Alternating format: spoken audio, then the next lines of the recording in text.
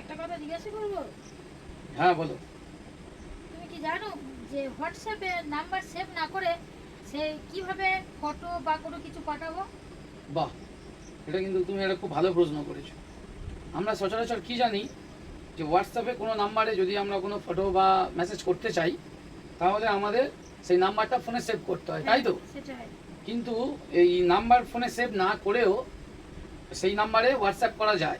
চলো তোমাকে ওটা শিখিয়ে দিই আজকে। তো প্রথমে দেখো, আমরা ফোনের হোম পেজ থেকে হোয়াটসঅ্যাপে চলে এলাম। হোয়াটসঅ্যাপে আসার পরে একটা জিনিস খেয়াল করে দেখো, এখানে একটা প্লাস কল লেখা আছে না, কল। এই কলটাতে আমাদের ট্যাপ করতে হবে।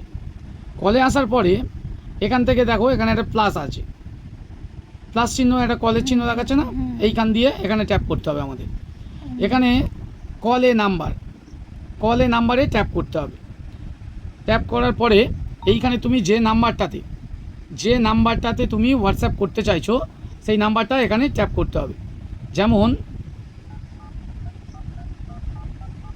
একটা নাম্বার আমি দিয়ে দিলাম, সেই নাম্বারে আমাকে এবারে মেসেজটা পাঠাতে হবে। তাহলে এইখানে দেখো মেসেজের চিহ্ন আছে, এই মেসেজ থেকে এইবারে তুমি এইখান দিয়ে কিন্তু এই প্লাস আইকন থেকে তুমি এখান থেকে গ্যালারি থেকে ফটো পাঠাতে পারো বা এখান থেকে কোনো মেসেজ, কিন্তু কোনো নাম্বার সেভ না করেই তুমি সেখানে তোমার মেসেজটা কিন্তু পাঠিয়ে দিতে পারো।